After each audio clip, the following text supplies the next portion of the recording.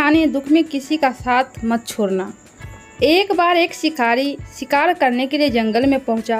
उसने अपने तीर पर बहुत ही खतरनाक जहर लगाया और शिकार को निशाना बनाकर उसने तीर को छोड़ा, लेकिन उसका तीर चूक गया और तीर एक पेड़ पर जा लगा। वह पेड़ बहुत ही हरा भरा और बहुत सारे तोते उस पेड़ पे रहते थे। जैसे ही वह जहरीला तीर उस पेड़ पर जाकर लगा, वह पेड़ धीरे धीरे सूखने लगा और उस पेड़ पर जो भी तोते रहते थे वह एक एक करके उड़ गए। उस बड़े से पेड़ पर कोटर में एक बहुत ही बूढ़ा तोता रहता था, जो बहुत ही धर्मात्मा और अच्छे मन का था। सभी तोते उस पेड़ को छोड़कर जाने लगे, लेकिन बूढ़ा तोता जाता हुआ दाना लेकर आता और उसी कोटर में आके बैठ जाता था, परंतु उस पेड़ को छोड़ने को तैयार नहीं था। बूढ़े तोते के साथियों ने कई बार आकर उसे समझाया कि यह पेड़ सूख रहा है और किसी दिन गिर भी जाएगा, चलो किसी और पेड़ पर चलकर रहा जाए, परंतु वह बूढ़ा तोता वहां से जाने को तैयार नहीं रहा। अब यह बात देवराज इंद्र तक पहुंची।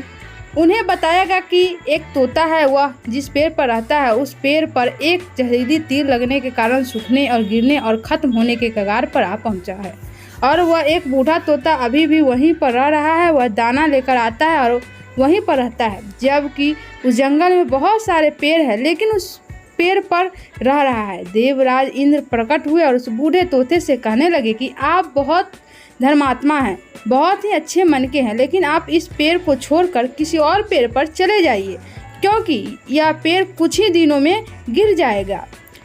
तालाब के पास में बहुत से बड़े बड़े हरे भरे पेड़ हैं, बड़े बड़े कोटर हैं, उन पेड़ों पर फल भी लगे हुए हैं, उन्हें वहीं पर तोड़ कर खा सकते हैं, परंतु यहाँ से आप चले जाइए। तोता बोला, माफ़ कीजिएगा, इस पेड़ ने मुझे जीवन दिया है, शिकारियों से मेरी रक्षा की है, हर मौसम में मेरा साथ रहा है, ये कोटर मेरा घर है, यहाँ मैं पला बढ़ा हूँ, इस पेड़ को मैं छोड़कर कैसे जा सकता हूँ? इस पर संकट आया है तो क्या मैं इसे छोड़कर चला जाऊँ? मैं ऐसा कभी नहीं कर सकता। देवराज इंद्र तोते के इस बात से बहुत ही प्रसन्न हुए।